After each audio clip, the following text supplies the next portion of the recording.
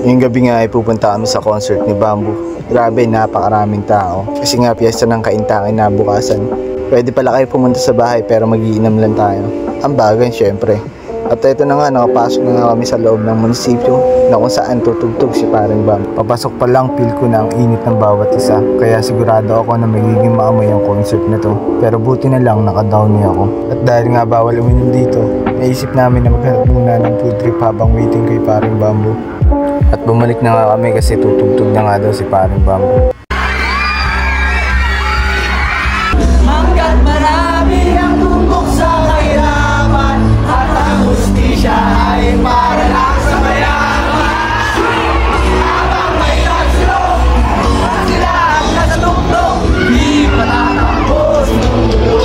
Nakikiusap sa ngayon, himala.